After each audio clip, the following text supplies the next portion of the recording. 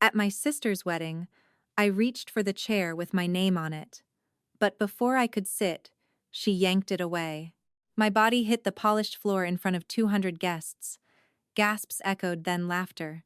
And Astrid, my own sister, leaned down, smirking so everyone could hear. "The floor suits you better, sis." I didn't scream. I didn't fight back.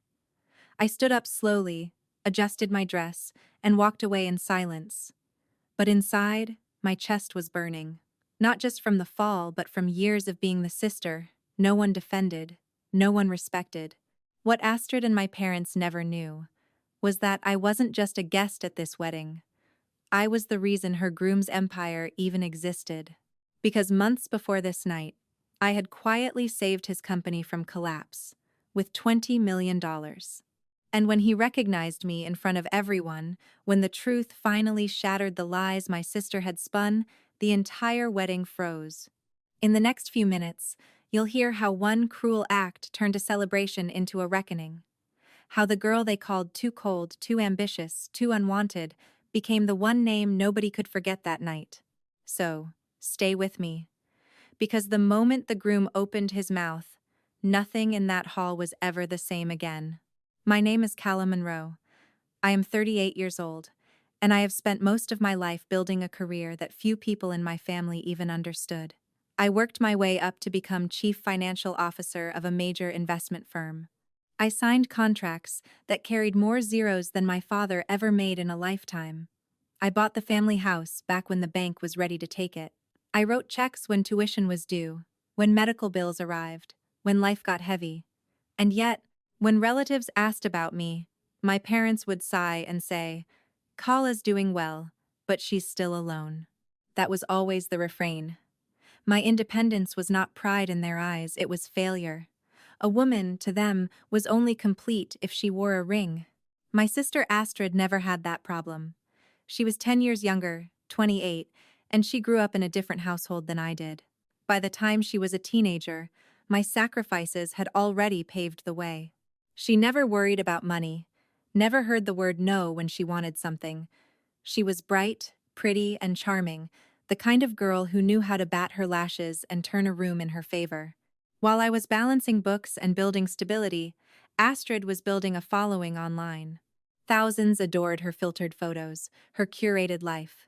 At family gatherings, our parents would beam with pride as Astrid described brand deals or showed off gifts from boyfriends. They never meant to be cruel, but cruelty doesn't always wear a sharp edge.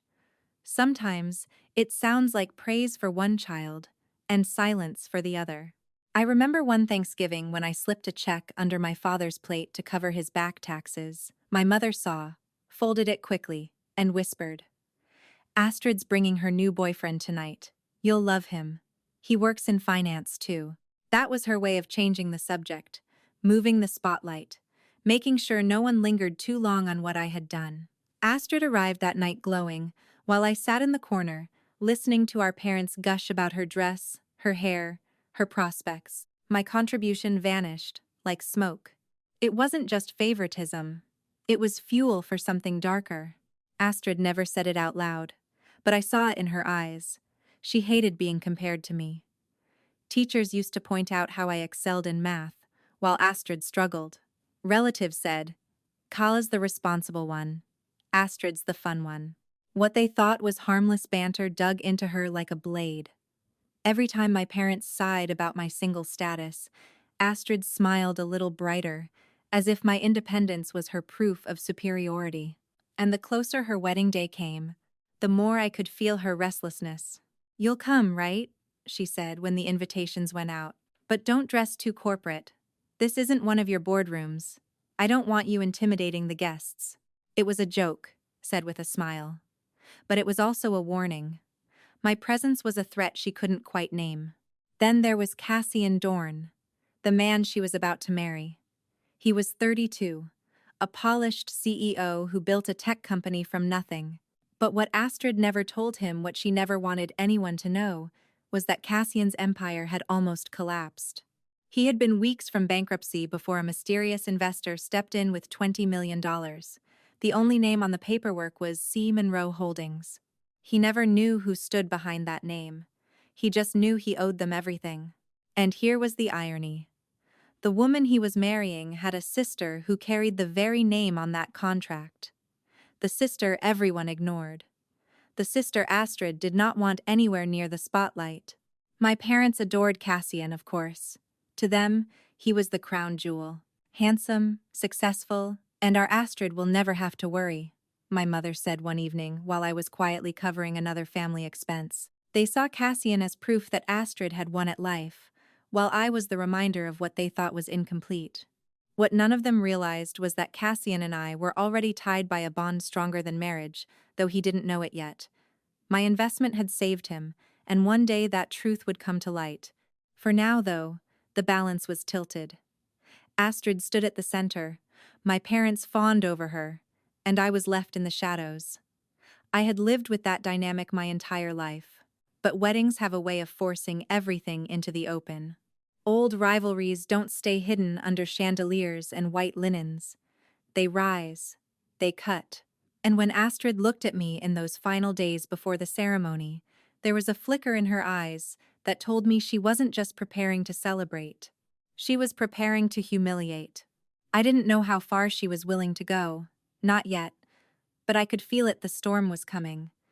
And when it broke, it wouldn't just be about two sisters. It would be about truth, recognition, and a secret worth $20 million. The weeks leading up to the wedding revealed more than I ever expected. While Astrid was treated like a princess, ushered from one bridal appointment to the next, I was left in the shadows. Even though I had quietly written a check to cover the deposit for the very venue she would be married in, every detail was lavished upon her: flowers imported from Italy, gowns flown in from Paris, a guest list carefully curated to impress her followers online. It was as if my parents believed this single day was the pinnacle of our family's legacy. They fussed over Astrid as though she were royalty, calling each decision monumental, as if the rest of us did not exist outside of her orbit. And me? I was asked to keep to the side, as though my role was to appear in the background and not disrupt the carefully staged picture of perfection. One afternoon, I stopped by the house during a meeting-free hour, hoping perhaps to be useful. I found my mother and Astrid bent over a long dining table covered with fabric swatches and photographs. They did not notice me at first. My mother's voice was warm, indulgent, brimming with affection as she spoke of Astrid's choices. "This shade of ivory will make you glow, darling. Cassian will barely be able to breathe when he sees you walk down the aisle." It was the kind of sweetness I had rarely heard directed at me. When she finally turned to me, her expression changed, soft pride replaced by something sharper. "Kala," she said, "don't you have work? You are always so busy." There was a pause, then a faint sigh. "Sometimes I wish you weren't so cold, so practical. You never let yourself just be a woman." I had heard versions of that before, but each time it landed like a stone in my chest. I smiled faintly, unwilling to show how deep the sting went, and excused myself with the claim of another appointment. Later, Astrid herself decided to make her position clear. We were alone in her room while she tried on one of her many dresses. She turned toward me in the mirror, her lips curled just enough to suggest sweetness but edged with something sharper. "You'll come, of course," she said, fluffing her hair. "But just be there to show your face. Don't overdress. Don't come in looking like you're running one of your board meetings. No need to intimidate anyone." The words were honeyed, but the intent was unmistakable. She wanted me invisible, ornamental at best, erased at worst. I held her gaze for a long moment, then simply nodded. Inside, my stomach twisted, but I would not give her the satisfaction of seeing me flinch. The pattern continued. Each time I offered to help, I was redirected, told the details were handled, told my input was unnecessary. I paid for part of the catering without being asked, but my contribution was never mentioned. When the florist delivered an arrangement to my parents' home, my mother beamed as if Astrid had ordered it herself. I watched quietly as my money was turned into their glory. It was not about the money. I had more than enough. It was about the truth being constantly rewritten to place Astrid at the center and me at the margins. Still, there were small cracks I noticed. moments Astrid thought no one was watching. One evening, while I sat in the living room pretending to review paperwork, Astrid entered briskly with Cassian's phone in her hand. She glanced around, not seeing me in the corner. The phone lit up with a call, and her face shifted, the practiced smile dropping into a look of unease. She rejected the call quickly, pressing her lips together, then slipped the phone back into her pocket as if she had never touched it. Her eyes darted toward the hallway where Cassian was speaking with my father, and then she forced her bright expression back on before anyone else could see. It was a flicker, a moment so brief most would have missed it. But I had spent a lifetime reading the silences between words, the tension behind smiles. That glance told me there were secrets Astrid was trying to hide, perhaps even from her fiancé. I said nothing. That was my way. But I carried the image with me. It was not jealousy that gnawed at me, it was concern. If Astrid was entangled in something she could not control, it would not just be her downfall. It could touch Cassian, and by extension, everyone who had tied themselves to this marriage. For once, I considered warning him. But then, I thought of the way my mother looked at me, the way Astrid reminded me to stay in my place, and I closed my mouth. There are moments when silence is self-preservation, even if it is also a kind of betrayal.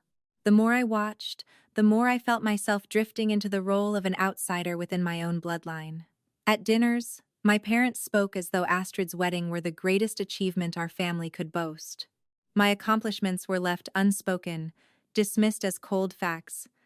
One evening, my father raised a glass and said, "To Astrid and Cassian, proof that love and tradition are still alive in this family." The implication was as sharp as a knife. Calla, with her career and her single life, was the exception, not the example. I forced a smile, raised my own glass, and let the words settle heavy in the pit of my stomach. Each of these moments was a pebble dropped into water, creating ripples that widened and deepened the rift between us. They thought I was immune, armored by logic and work. What they never understood was that I felt everything, I simply chose not to show it. But silence has its limits. And though I did not yet know it, the day would soon come when Astrid would no longer be content with words and glances. She would reach for something more public, something designed to break me before the eyes of strangers. That knowledge was not yet in my mind, but the seeds were planted. Every remark, every dismissal, every flicker of secrecy was leading us to that moment when the world would see what kind of family we really were. On the day of the rehearsal dinner, the seating chart was finally unveiled. Guests gathered around the large easel propped at the entrance of the hall, their eyes tracing the rows of names written in flowing script. I stepped closer, searching for mine with a small spark of hope, though by then I should have known better. Astrid's name sat prominently in the center, beside Cassian's, ringed by our parents and Cassian's family. I scrolled down with my gaze, line by line, until finally I found Calla Monroe, tucked into the far corner, at table 23. It was a table reserved for acquaintances, colleagues of my father's who hardly knew me, and distant relatives from out of town who wouldn't remember my name the next morning. It was a deliberate exile, written in ink for everyone to see. I stood in silence, staring at the chart, the edges of the letters blurring slightly as my chest tightened. I reminded myself it was just a seat, a piece of furniture with a number attached. But deep down, I knew it was more than that. It was a message. You are not part of the family center. You are not meant to be seen. Later that evening, as cameras were set up for the first round of family photographs, the photographer read from a list Astrid had prepared. Parents of the bride and groom, grandparents, siblings. I took a step forward, smoothing my dress, but then I noticed the sheet of paper in his hand. My name wasn't there. He glanced up at me, polite but confused. "I don't see you listed, ma'am. Perhaps you're with the extended family shots." He meant no harm, but the words sliced all the same. Extended family. That was what I had become. Astrid arrived then, radiant and flushed from the attention, her laughter carrying across the room. She saw me standing uncertainly at the edge of the group and walked over, her heels clicking against the polished floor. "Oh, Calla," she said brightly, her tone sugar, coated but her eyes sharp. Don't look so surprised. Most of the guests don't even know who you are. It's less awkward this way. You don't want people whispering, do you?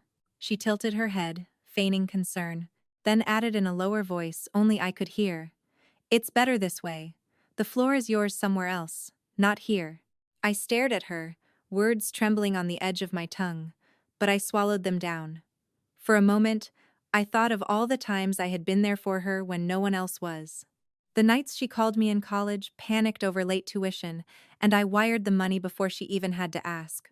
The day she wanted a down payment for her first apartment, and I signed the check without hesitation. The time our father's debts nearly swallowed the family whole, and I worked weekends to cover the difference. Each memory rose like smoke, clouding my vision, pressing against the silence that had become my shield. I had never once thrown those sacrifices in her face. I had given because she was my sister, because family was supposed to mean something. Yet here she was, erasing me with a single line. Guests don't know you. Better to be invisible. The photographer cleared his throat gently, uncomfortable with the tension. My parents were already arranged at the front, smiling as if nothing were amiss. My mother waved me off with a quick flick of her hand, the same gesture she used when brushing crumbs from a table. Let them finish, Kaya, she said softly, though her eyes didn't meet mine. We'll do a picture later. But there was no later. I knew it, and so did Astrid. So, I stepped back. I folded my hands in front of me and let the camera flash without me. Astrid leaned into Cassian, radiant as the bulbs popped, her veil catching the light. My parents stood proud, their faces etched with joy. And I, for the 1000th time, was the shadow just out of frame. As the laughter swelled around me, I forced myself to breathe steadily, to remind myself that worth was not measured by where one stood in a photograph. Yet inside, a quiet anger burned. Not the kind that demanded shouting or confrontation, but the kind that remembered. The kind that carved each slight into stone. After the session ended, Astrid passed me again, pausing briefly to murmur, "Don't take it personally, Kala. You were never really part of this picture anyway." She smiled sweetly for the guests nearby, who chuckled at some harmless joke she tossed into the air, but her words clung to me like frost. That night, alone in my hotel room, I looked at the program left on the desk. My name was nowhere inside. Sponsors, family, bridal party line after line, and yet I was absent. As though my years of sacrifice, my silent support, my very presence had been erased. I folded the booklet closed and placed it neatly beside the lamp. For the first time, I let myself admit what I had long suspected.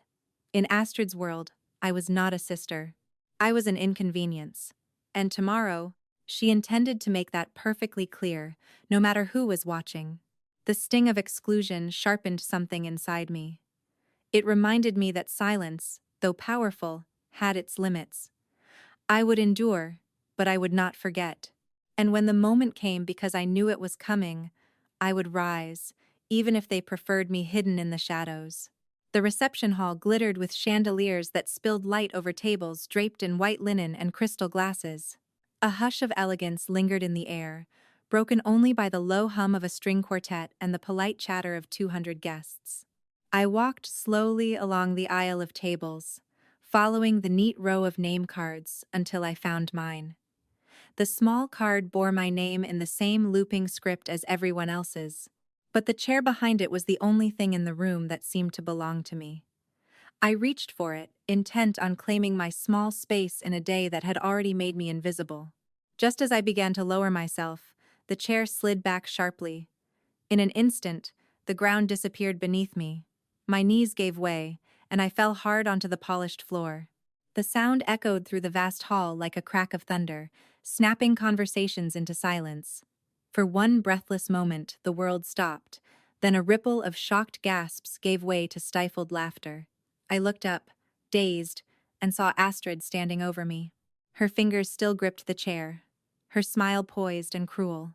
She bent down so only I could hear, though the venom in her voice carried farther than she intended.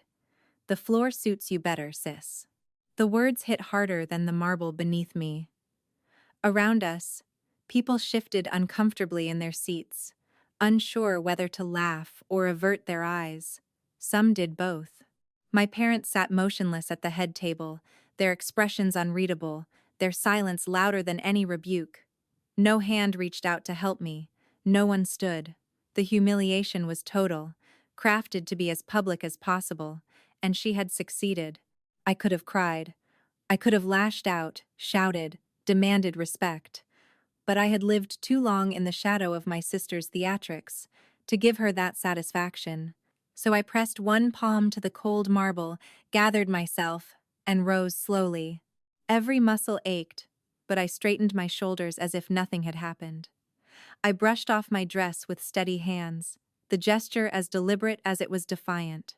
The whispers that circled the room swelled, then faltered, as the guests realized I would not crumble.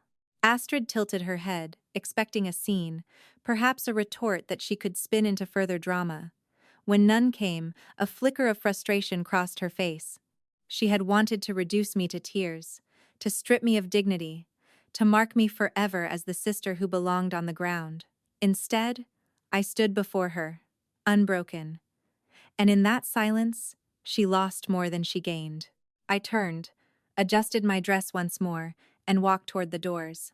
Each step was measured, the heels of my shoes clicking firmly against the floor.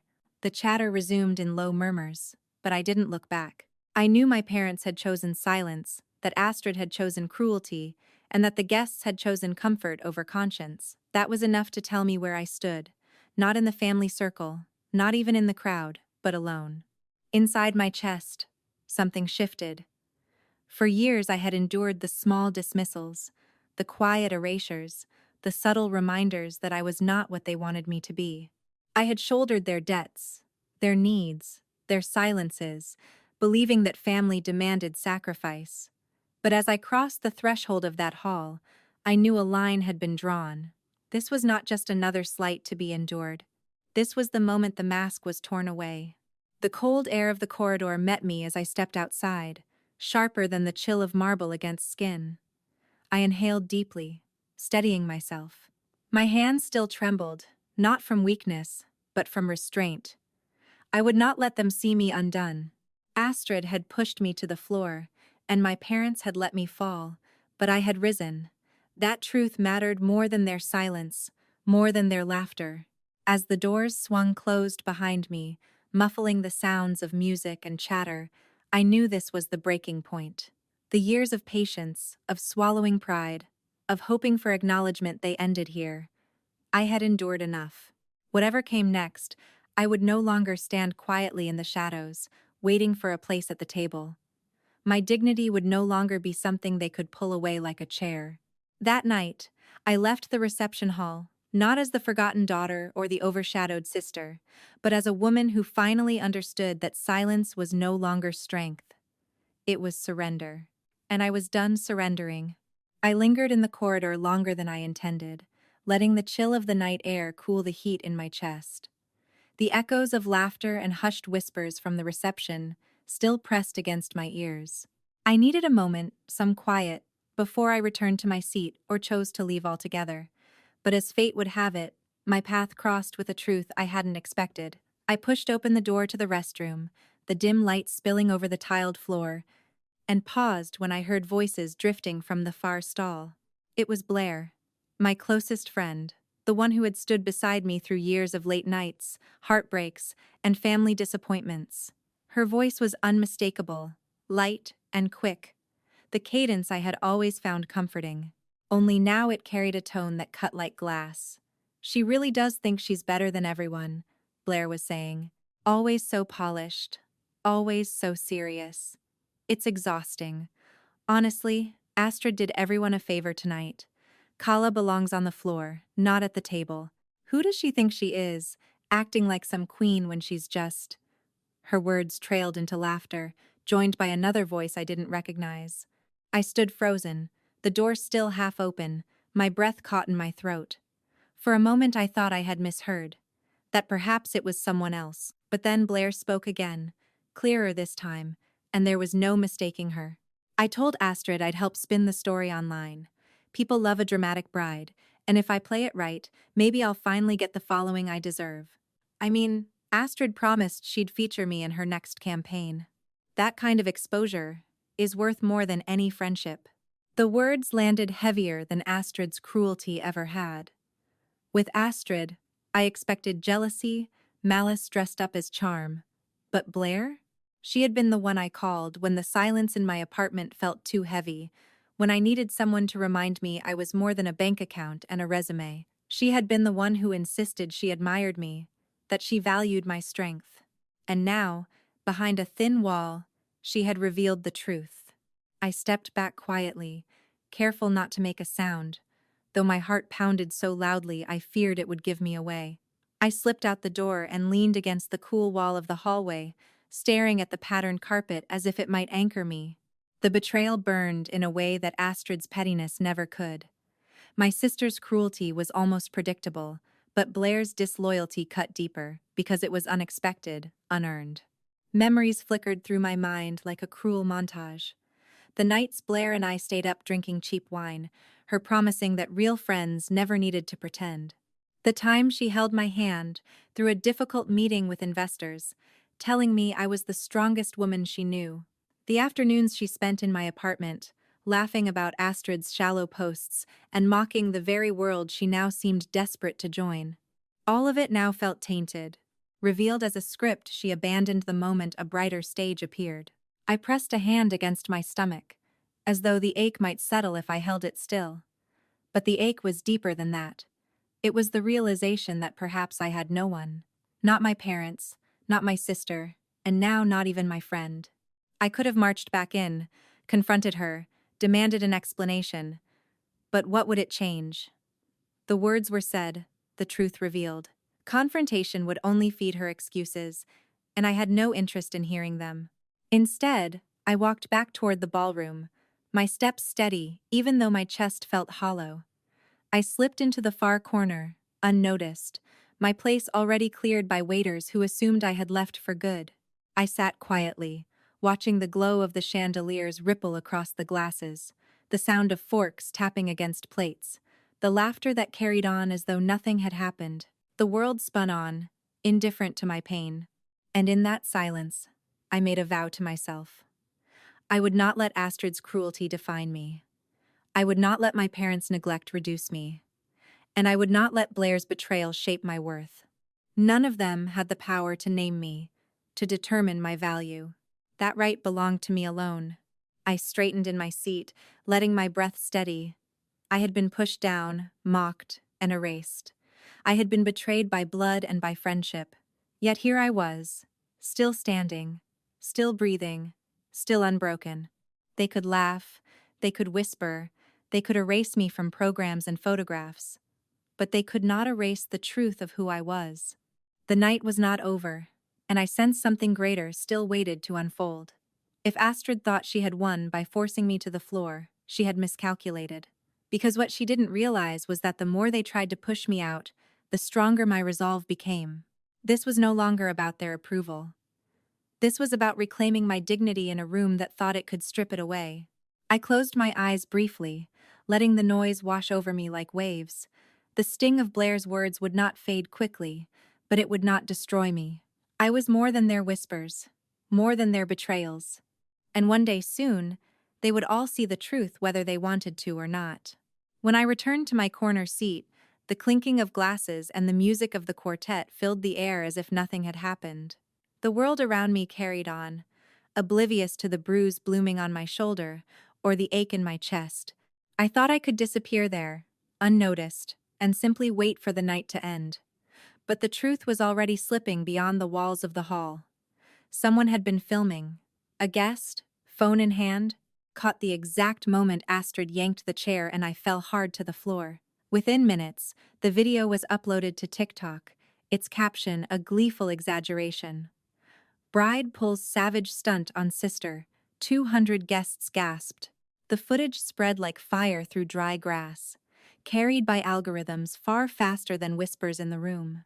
By the time dessert was being served, a group of younger guests at a nearby table were already huddled over a phone, stifling laughter, then glancing at me with eyes wide from something they had just seen. My stomach tightened. I pretended not to notice, but unease prickled under my skin. I excused myself quietly and stepped into the hallway where the light was dimmer and the chatter dulled. Pulling out my own phone, I hesitated, then opened the app. The clip had already gathered thousands of views in less than an hour. My name wasn't tagged, but my face was unmistakable. I watched it once, bracing myself. The fall looked worse on screen than it had felt in the moment. The collective gasp of the guests, the silence that followed, Astrid's triumphant smirk as she bent toward me, it was all captured, immortalized. And then there I was, standing up slowly, dusting off my dress, my back straight, my face composed. No tears, no shouting, just dignity in the face of humiliation. The comments streamed faster than I could read them.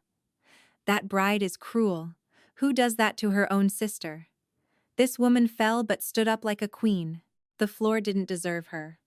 Imagine marrying someone while treating your family like dirt. A few jokes peppered in, light-hearted cruelty about weddings and family drama, but most were indignant, outraged on my behalf. My first instinct was panic. The thought of millions of strangers watching me stumble across a marble floor made me want to vanish. My reputation was built on precision, on control. I had spent years ensuring my name meant competence and strength in boardrooms full of men who doubted me. Now here I was, turned into a spectacle, a meme, a hashtag. I considered calling the guest who posted it, demanding it be taken down. But the more I scrolled, the more my perspective shifted. The comments weren't mocking me. They were condemning her. They saw the cruelty for what it was. They saw the composure I had forced myself to maintain, and they admired it. For once, I didn't need to explain, to defend, to prove. The truth was visible without my words. The video itself was my witness. It was raw, undeniable, stripped of all the narratives my family had always used to paint me as cold, difficult, unworthy. Here, strangers saw me rise, not crumble. I stood in the hallway, the glow of the phone casting light across my hands, and I realized something unexpected. I no longer feared the exposure. Let them watch. Let them share it. Let them comment. Let them dissect it 1,000 ways. Because in every replay, Astrid revealed herself, and I revealed myself too. She showed her cruelty. I showed my strength. When I slipped my phone back into my purse, my heart was steadier. The fear that had knotted in my stomach was unraveling, replaced by a quiet resolve. If my family insisted on silencing me, if my sister wanted to humiliate me, then this accidental recording was my chance to let the world see me without filters, without explanations. I walked back into the ballroom, the music swelling, laughter bubbling as though nothing had changed, but something had. The whispers online were louder than the whispers in the room, and I sensed it was only the beginning. The stage Astrid had claimed for herself was slipping from her grasp, and the light was beginning, however faintly, to fall on me. Cassian had spent most of the evening caught between the obligations of a groom and the gnawing unease he felt at the edges of the celebration. Astrid had laughed off the incident with her sister as though it were a harmless prank, urging guests back to their meals, brushing aside the murmurs that lingered in the air. Yet, when Cassian glanced toward the far side of the hall, where Kala sat in deliberate silence, he felt something unsettled stir in him. It wasn't pity, exactly. It was recognition of dignity, in the face of humiliation. A composure he had seen in far different settings, usually across negotiating tables where strength mattered more than charm. As he lifted a glass to thank a cluster of guests, his eyes caught on the chain around Kala's neck. A small gold pendant shaped like a phoenix glinted under the lights. The firebird's wings curved upward, identical to a logo he had stared at countless times across legal contracts and wire transfers. C. Monroe Holdings. He felt his pulse skip. That symbol was not common. Not a design one picked up in a boutique. It was the emblem of the fund that had saved his company from collapse. The very mark of the mysterious backer, who had injected not 1 but 3 rounds of capital when every other investor had turned away. He tried to shake the thought. Perhaps it was coincidence, a gift or a trinket. Yet the name itself gnawed at him. Monroe. Astrid's surname. Calla's too. He excused himself from the table, retreating to the edge of the room where his phone lay charging. Fingers tense, he opened the secured portal used to manage investor relations. He pulled up the ledger of emergency financing from 2 years earlier. 3 tranches, $20 million in total. Each was listed under C. Monroe Holdings. The corporate shell had no photos, no personal biography, only a symbol in the header, a firebird rising from ash. His eyes darted back to Calla across the hall. She adjusted her dress, the pendant catching again in the chandelier light. He felt his chest tighten. Could it really be her? He scrolled further through the documents, tapping open the section that listed managing partners. The name appeared clearly, though he had skimmed over it before without pausing. Calla E. Monroe. It had been there all along. His throat went dry. He looked again toward Astrid, radiant at the head table, basking in the glow of attention, and the truth crashed into him with brutal clarity. Kaya, the sister who had been pushed to the floor, was the one who had lifted him when his own empire had nearly collapsed. She was the silent force behind his survival, the investor whose faith had allowed him to keep his employees, his reputation, his future. And Astrid had never breathed a word. She had looked him in the eye, played the role of doting fiancé, and let him believe she was the one connected, the one bringing stability. He had assumed her confidence came from some invisible resource. Now he understood it had come from her sister's shadow, borrowed light she never acknowledged. Cassian's stomach turned. He remembered the nights of desperation when he had stayed awake in his office, staring at the dwindling cash flow, wondering if he would have to sell everything he had built. The relief that flooded him when the first transfer appeared, the gratitude he vowed he would one day repay when he discovered who had extended such faith. That vow had shaped him, kept him steady as he rebuilt. And now, in the midst of champagne and laughter, he realized his debt stood not to his bride, but to the woman her family treated as invisible. He glanced again at Calla. She sat with her back straight, her face calm, as though the cruelty she endured had left no mark. She did not know he was watching, did not know that recognition had finally found its way to him.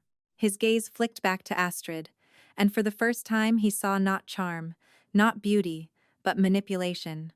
The way she had steered conversations, always framing her family in terms that cast her sister aside. The way she avoided details whenever the subject of finances arose. She had hidden the truth not just from him, but from everyone, because the truth threatened her carefully curated role as the star. Cassian's hands clenched around the phone. He felt the sting of betrayal deepen. It wasn't simply that Astrid had failed to tell him. It was that she had chosen deceit, actively erasing her sister's contribution to maintain her own illusion. That decision cut deeper than any petty cruelty he had witnessed in the hall. It meant she was willing to build her marriage, their future, on a lie. The weight of it pressed on him as he closed the screen. Around him, the laughter of the guests rang hollow. For the first time all night, he felt no pride in the celebration, no joy in the toasts or the music. All he felt was the gravity of the truth, the shift of loyalty in his own heart, and the growing certainty that this night, meant to be the beginning of everything, had instead unveiled a fault line that could not be ignored. Across the room, Calla reached for a glass of water, the pendant at her neck flashing once more. The phoenix, a symbol of rebirth, of survival against all odds. Cassian could not look away. He realized he owed her not only his gratitude, but his honesty, and that realization would change everything. Cassian sat at the head table, the laughter of guests washing around him like distant waves, but his focus had narrowed to the truth now burning in his chest. He could not sit quietly any longer, not when the woman who had once saved everything he had built was being treated as if she were nothing. His eyes swept across the room, catching sight of Calla in the far corner, her posture calm, her expression unreadable. The pendant at her throat gleamed under the chandeliers, a silent testimony that demanded acknowledgement. His grip tightened on the microphone in front of him. He rose to his feet. The chatter in the hall softened automatically, guests expecting another polished toast, another story meant to flatter the bride and amuse the crowd. Cassian let the silence stretch just long enough for attention to gather. Then he turned, his gaze fixed not on Astrid but on Kala. His voice carried across the room, firm and clear. "Miss Monroe," he said, the words deliberate, each syllable cutting through the hum of the room. "You're the one who saved my $20 million company, aren't you?" For a heartbeat, the hall seemed to stop breathing. The quartet faltered mid-note. Forks froze halfway to mouths. Every head turned in unison toward the corner table where Kala sat. The camera from the live stream crew, stationed discreetly until now, swung sharply to capture her face, broadcasting her stunned composure to every screen where friends and strangers watched from afar. Astrid's smile stiffened, her hand gripping the edge of the tablecloth as if she could hold the room together by force of will. Her parents shifted in their seats, confusion flickering into alarm. The silence deepened, stretching taut, until the weight of it pressed on every chest in the room. Kala did not rise immediately. She looked at Cassian, her eyes steady, though her pulse hammered in her throat. She had not asked for this spotlight, had not sought recognition here of all places, but now the truth had been spoken aloud, undeniable. Slowly, she placed her hands on the table, stood, and let the eyes of 200 guests rest fully on her. She did not confirm nor deny, only held her silence with the same composure she had held when she rose from the floor earlier that evening. From the back of the hall, a single pair of hands began to clap. The sound was hesitant, uncertain, but it broke the spell of stillness. Another joined, then another. A ripple of applause moved through the room, not jubilant but reverent, as if the guests realized they had been part of something shameful and were only now remembering what dignity looked like. Among the murmurs came a whisper that carried farther than it should have, spoken by a woman at the next table. "So she's the one. She's the truly brilliant Monroe." The words spread in a hush, repeated and rephrased, until the air itself seemed to buzz with it. Astrid's cheeks flushed crimson. She tried to laugh, to wave it off as a misunderstanding, but her voice faltered, drowned by the weight of recognition shifting away from her and onto her sister. Their mother leaned toward her, whispering frantically, but even she could not mask the unease in her eyes. For years they had dismissed Kala, diminished her contributions, as though success outside marriage meant nothing. Now, in a single declaration, that narrative had unraveled in front of their entire world. Cassian lowered the microphone slowly, but his gaze remained locked on Kala. Gratitude burned in his expression, tempered by guilt that he had not recognized her sooner. He had spent months preparing for this wedding, promising himself he was building a life on truth, and yet the truth had been hidden in plain sight, ignored, because it was inconvenient to those who wanted the spotlight elsewhere. Kala inclined her head slightly, a gesture not of pride but of quiet acknowledgement. She had no need to claim credit, not here. The truth was already alive in the room, undeniable, carried on the voices of those who had just hours before laughed at her fall. And in their silence now, in their applause, she felt something shift inside her. This humiliation had been meant to erase her. Instead, it had revealed her. The chandeliers glittered above, but it was Kala who held the room's attention. And though she stood alone, she no longer felt invisible. The room was still heavy with the silence that followed Cassian's declaration when he lifted the microphone again. His voice was steady, but there was an unmistakable edge to it now, the kind of tone that cuts through ceremony and exposes what others would rather keep hidden. "There's something else," he said, his eyes fixed not on Kaya this time, but on Astrid. The bride shifted in her seat, her painted smile faltering, her fingers tightening around the stem of her glass. Guests leaned forward, sensing that the night was no longer about toasts or laughter, but about truth. Cassian inhaled once, then let the words fall with deliberate weight. "Astrid once sent confidential files from my company to a competitor. It was Kala who covered the fallout, quietly, without ever asking for credit." A murmur spread like a shockwave across the hall. Some gasped outright, others whispered harshly into their neighbors' ears. Astrid's face drained of color, then flushed hot red. She shook her head quickly, forcing a laugh that didn't reach her eyes. "That's ridiculous," she said, her voice higher than usual. Why would I ever? But Cassian cut her off, his tone sharper now. Because you wanted me to fail. You wanted control. And you thought if Kala couldn't salvage the mess, you'd prove she wasn't capable of helping anyone. Isn't that true? His words hung in the air like a verdict. Astrid opened her mouth, then closed it again, no denial finding purchase against the force of his conviction. Kala stood silently, her face composed, though inside her chest ached with recognition. She had known pieces of this truth, had seen the signs but never spoken them aloud. The late-night calls she had received from Cassian's legal team, the frantic scramble to contain the breach, the silence she chose afterward to protect her family's dignity, it all returned with brutal clarity. She had never revealed Astrid's role, believing that mercy was the kinder path, and now, under the bright light of chandeliers and live-stream cameras, that mercy had ended. The weight of the revelation settled hardest on Astrid's shoulders. She rose halfway from her chair, trembling with the effort to keep composure, but the eyes of 200 guests pinned her in place. Her father shifted uncomfortably. Her mother whispered her name as if coaxing her back into the seat, but there was no shield strong enough to soften what had just been spoken.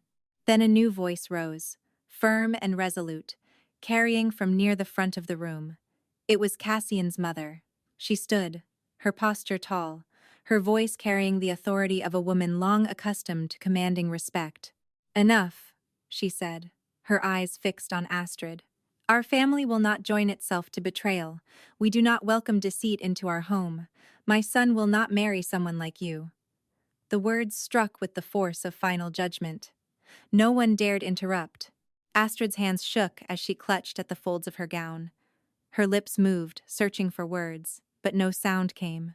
The applause that had begun for Kala earlier had vanished into a silence colder than marble, broken only by the faint click of cameras capturing her humiliation. Through it all, Kala did not smile. She did not gloat, did not savor the moment of reversal. Her heart was heavy, not triumphant.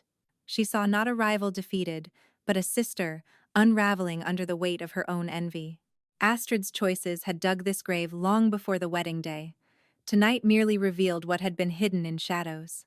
Kala felt no joy in that. Only sorrow that jealousy had consumed a woman who might have chosen love, who might have chosen family. The air in the hall grew dense with shame. Guests shifted uneasily, unwilling to meet Astrid's eyes. Some muttered, others shook their heads, but no one rose to defend her now.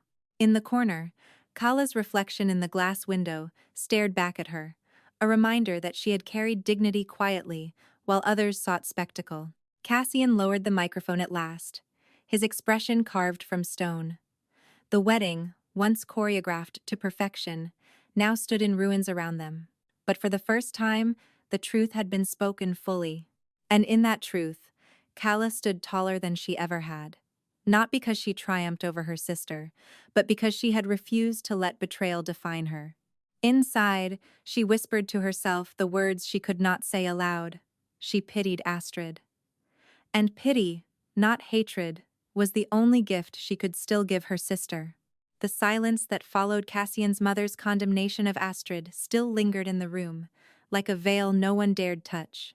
Astrid sat frozen, her painted smile stripped away, while Kala remained standing, her hands clasped loosely before her, steady though her heart trembled. The guests shifted uneasily in their seats, the spectacle of betrayal and revelation still crackling in the air. Then Cassian's mother moved forward. Her steps were not hurried, not hesitant, but deliberate, carrying a weight that made people draw back slightly as she passed. She stopped before Kala and looked at her with eyes that had softened, though they carried authority still. "I know you," she said, her voice clear, not in accusation, but with quiet certainty. The words startled Kala more than anything else that had been said that night. She had not expected recognition here, least of all from this woman. The older woman's gaze didn't waver. "Not you directly," she continued, "but your mother. Years ago, when I had nothing, when my husband's business was teetering, and we didn't know how we would manage, your mother stepped in. She didn't ask for repayment. She didn't even let me thank her properly. She simply helped. as if it was the most natural thing to do. Kala felt the breath catch in her throat. Memories surged unbidden. Her mother at the kitchen table late at night, writing checks she could barely afford, cooking meals for neighbors in need, carrying burdens quietly without boasting or complaint. Her mother had always said that strength wasn't in what you demanded, but in what you gave freely. To hear this now, in front of hundreds of eyes, was like feeling her mother's presence step into the room, unseen but undeniable. Cassian's mother's voice softened, though it carried far enough for every guest to hear. And tonight, I see her in you. The same dignity, the same quiet strength. While others tried to humiliate you, you stood taller than them without ever raising your voice. That is your mother's spirit living through you. Do not forget it. Kala's composure cracked. The tears she had held back all evening welled and spilled before she could stop them, warm trails cutting down her cheeks. They were not tears of shame this time, nor of helplessness, but of release. For the first time in years, someone older, someone with authority, spoke to her not with disdain or dismissal, but with recognition. They saw her not as the unmarried daughter, not as the sister to be sidelined, but as her mother's heir, carrying a legacy of integrity. Her lips trembled as she tried to answer, but no words came. She pressed a hand lightly to her face, almost embarrassed by the emotion in front of so many. Yet the silence that filled the room now was different from before. It was not heavy with cruelty or judgment. It was reverent. Even the guests who had laughed earlier seemed humbled, reminded of something greater than spectacle. Astrid turned away, her own eyes hard, unwilling to meet anyone's gaze. But Kala no longer focused on her. In that moment, her world had narrowed to the woman in front of her, to the echo of her mother's kindness resurfacing in this unexpected place. Cassian's mother reached out, gently brushing a strand of hair from Kala's face in a gesture that was both intimate and maternal. "You do not need this family's recognition," she said quietly, though the microphone still caught her words. "You already carry something far greater, and anyone with sense can see it." The tears came freely then, but Kala did not try to stop them. She let them fall, her shoulders shaking once, then steadying. For so long, she had carried herself like steel, convinced that only unyielding control could shield her from the scorn of those closest to her. Tonight, that armor finally cracked, and instead of weakness, it revealed strength of a different kind. The strength to accept that she was worthy of love, of respect, simply for being who she was, and for carrying forward the quiet greatness of the woman who had raised her. The applause that rose this time was softer than before, less about spectacle, more about solidarity. It was the sound of people reminded of humanity, of family bonds that could survive cruelty when carried by grace. Kala lifted her chin slightly, meeting Cassian's mother's eyes, and whispered through her tears, "Thank you." The older woman nodded once, as if sealing a bond, then returned to her seat, leaving Kala standing taller than before. She wiped her face with the edge of her hand, no longer ashamed of her tears. For the first time that night, she felt lighter. Not vindicated, not triumphant, but at peace with herself, in a way she had not felt in years. She knew her mother's spirit had not been forgotten. It lived on in her actions, and now, finally, someone else had spoken it aloud. That was worth more than any spotlight Astrid had ever tried to claim. The air in the reception hall was still taut with the echo of Cassian's mother's words when Kala moved toward the head table. Her steps were unhurried, each one deliberate, her heels striking the polished floor with a steady rhythm that carried farther than sound. The guests followed her with their eyes, not daring to breathe too loudly, as if any movement might break the fragile balance of what was unfolding. She reached the table where Astrid still sat trembling in her chair, her face pale and tight, the remnants of pride barely holding together the mask she had worn all evening. Kala stood for a moment in silence, her hand brushing the chain around her neck where her mother's pendant rested, drawing strength from it. Then, slowly, she slid her fingers into the pocket of her clutch and retrieved the object she had carried without thought, the Monroe family ring. It was not large, nor ostentatious, but it had belonged to generations, passed down through their mother as a symbol of continuity. Astrid had always assumed it would be hers one day, given her status as the favored child, but Kala had been the one entrusted with it in the end. With the same composure that had carried her through every humiliation of the evening, Kala placed the ring on the white linen tablecloth. The tiny circle of gold caught the chandelier light, gleaming starkly against the immaculate surface. Her voice was quiet, but it carried with a clarity that cut through the silence. "I hope one day you understand," she said, her eyes fixed on Astrid. "That honor cannot be borrowed. It cannot be taken by force or borrowed through marriage. It is something you carry in your actions, and tonight, you showed the world you never had it." A murmur rippled among the guests. Not cruel, not mocking, but solemn. Astrid's lips parted as if to respond, but no sound came. She stared at the ring, her hand twitching once, then freezing in her lap, unable to reach for it. Kala straightened her posture, letting the finality of her gesture hang in the air. Cassian stepped forward then, his face drawn but his voice softer than it had been all night. "I once thought I wanted to marry Astrid," he said, his eyes searching Kala's. "But tonight, I realize admiration and respect are the foundation of anything worth building, and those belong to you." His words were not romantic, not even an invitation, but a confession of truth laid bare before everyone present. Kala met his gaze only briefly, then turned her eyes back to her family.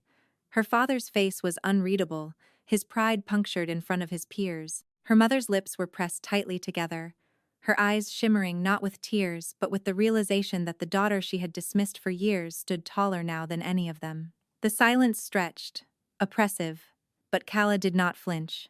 She wanted no apologies, no late confessions of regret.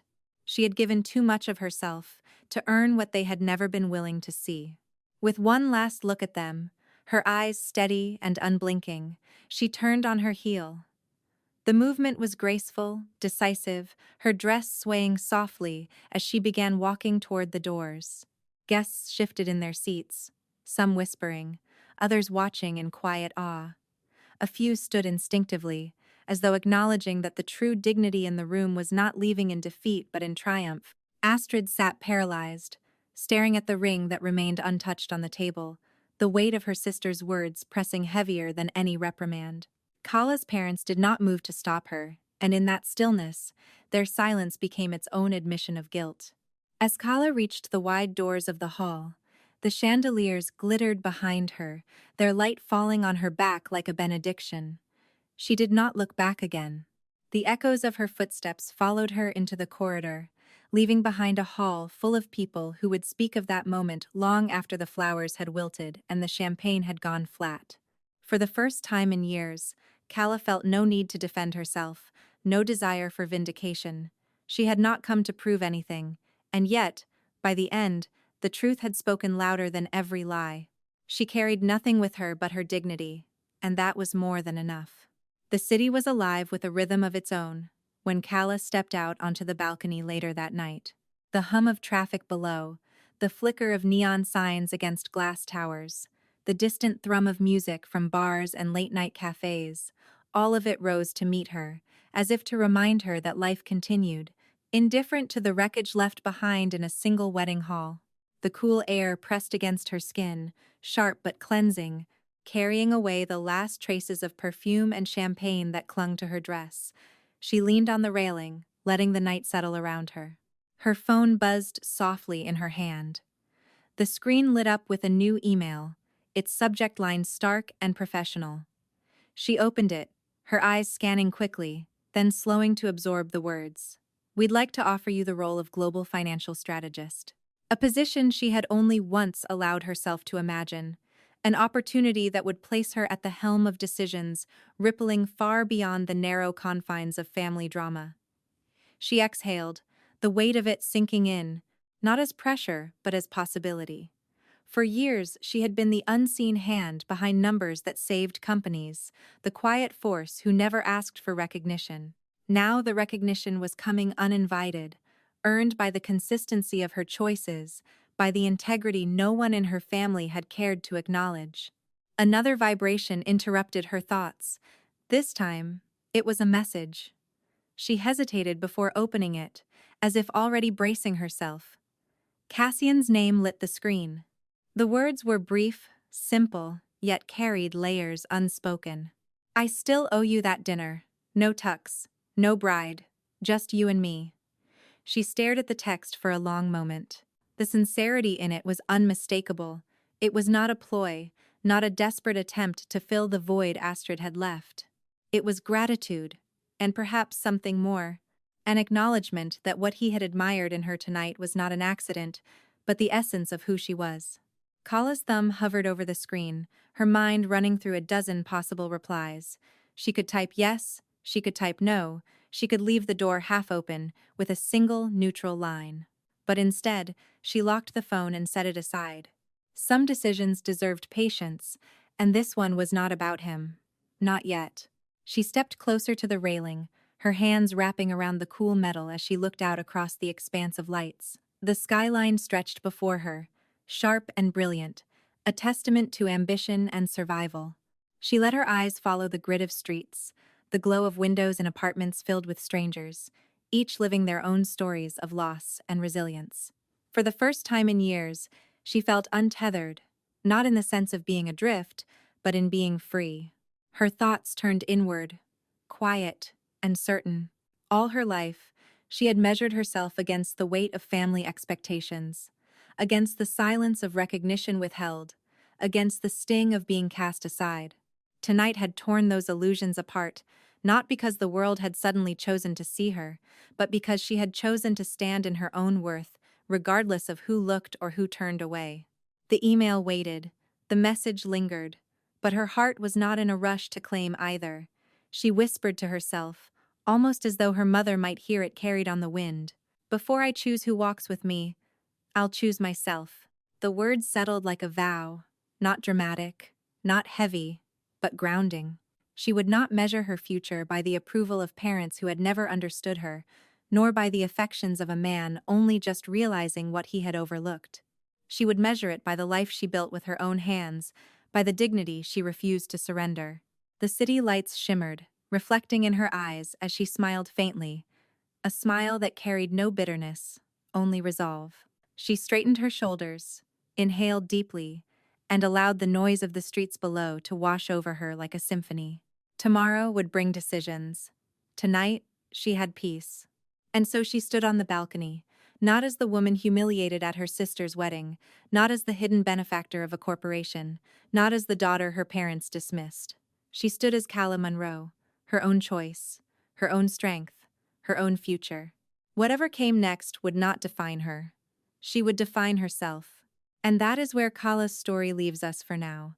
Standing on a balcony with the lights of the city stretching endlessly before her, choosing herself above all else. Her journey reminds us that dignity cannot be handed to you or taken from you.